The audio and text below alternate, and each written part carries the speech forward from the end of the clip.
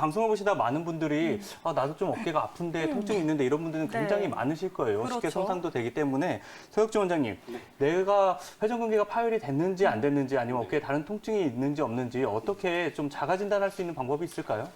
일단은 제가 한 8가지 증상을 지금 말씀드릴 거예요. 그 8가지 증상 중에서 지금 시청하시는 분들 중에서 내가 한 몇 가지 정도가 해당이 되는지 한번 체크를 해보시면 좋을 것 같은데요.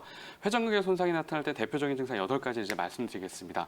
가장 먼저 첫 번째로는 이제 어깨 통증 때문에 좀 잠을 설치신다는 경우, 두 번째, 손가락으로 그 어깨 부위를 누르게 되면 직접적으로 통증이 느껴지는 경우, 세 번째, 팔을 올려서 이제 만세 자세가 어려운 경우, 그리고 네 번째, 팔을 움직일 때 어깨에서 뭔가 소리가 나는 것 같기도 하고 걸리는 느낌이 드신다면 역시 또 회전근개 손상을 의심할 수가 있고요.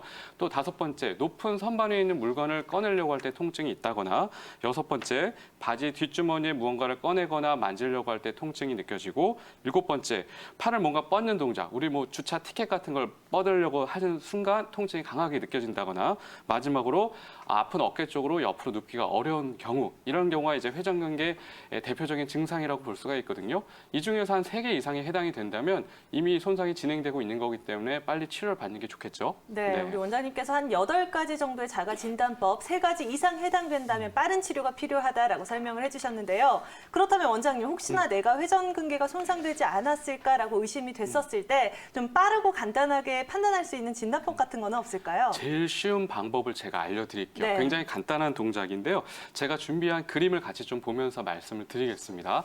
이 그림을 이제 보시게 되면요. 일단은 우리가 팔을 옆으로 뻗는 동작을 하면 됩니다. 그래서 팔을 옆으로 해서 만세를 하는 동작을 취할 때요. 이 회전근개가 손상이 되신 분들, 파열이 되거나 염증이 있거나 석회화건염이 있거나 하는 분들은 공통적으로요. 대부분 45도에서 한 120도 그 사이 구간에서만 통증이 느껴집니다. 그러니까 처음에 올릴 때는 전혀 느낌이 없다가 한 45도 지나면서부터 통증이 시작이 되고요. 그렇고 120도 정도가 지나면 오히려 갑자기 통증이 사라지는 질환.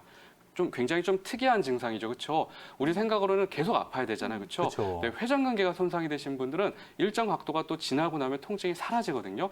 이게 바로 이제 회전근개 손상이 되신 분들의 가장 대표적인 특징이라고 볼 수 있고요. 이런 증상을 갖고 우리가 동통호, 페인풀 아크 사인이라고 해서요. 이 회전근개만의 전형적인 특징적인 증상이고 또 이걸 확인하는 검사를 반드시 하게 되어 있습니다. 그래서 반면에 우리가 가장 이제 오해를 많이 받는 질환, 이 회전근개 파열과 가장 비교가 되는 질환이 바로 50견 환자분들인데요. 50견 환자분이 똑같은 동작을 했을 때 중간에 통증이 사라지지 않고 어느 순간부터 통증이 느껴지고 더 이상은 팔이 죽었다 깨어나도 안 올라갑니다. 네, 이런 점을 좀 감별해서 비교를 하시면 좋을 것 같아요.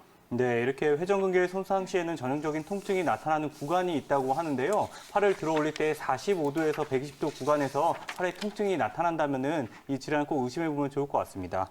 또 시청자님의 증상을 보면은 수술을 권유받았다고 하셨는데요. 서혁준 원장님, 꼭 수술을 해야 하는 게 좋을까요? 근데 막상 우리 정형외과 진료 매뉴얼에 따르면요.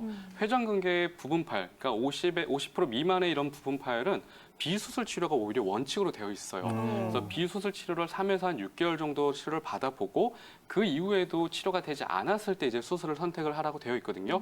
근데 실제로 우리나라의 현실은 그러진 못한 것 같아요. 네. 저희 병원에도 회전근개 파열로 많은 환자분들이 오시는데 거의 대부분이 어깨가 아파서 치료가 잘 안 돼서 초음파라든가 MRI 검사를 해서 이제 회전근개 파열을 진단을 받잖아요. 그러면 거의 당일 아니면 그 주에 수술을 하자고 권유를 받으시는 게 현실이에요. 실제로 많은 분들이 그래서 수술을 하고요. 그런데 이 회전근개 부분 파열 같은 경우에는요. 수술을 하지 않고 치료했을 때가 결과가 더 좋습니다. 치료 기간은 아무래도 어느 정도 일정 기간, 보통 이제 3개월 내외의 시간이 좀 필요는 하지만요. 그 이후의 결과가 훨씬 더 좋거든요. 이 수술을 하게 되면 문제가 뭐냐면 다른 것보다 이 재발 가능성입니다. 이 수술을 해도 재발이 안 되는 게 아니에요. 이게 이 회전근개 파열, 그러니까 파열된 부분을 봉합을 하고 그 부분이 또 끊어질 수가 있다 보니까 그 부위를 아예 나사로 뼈로 고정을 하는 수술을 하는 경우가 많거든요.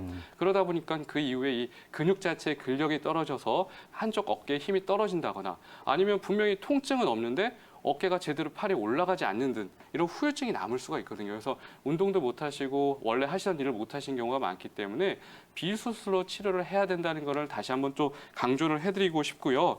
실제로 이제 이 비수술 치료를 하게 되면 재발률이 훨씬 더 적고요. 대부분 그 이후에 운동도 다 잘 하시는 경우가 많거든요.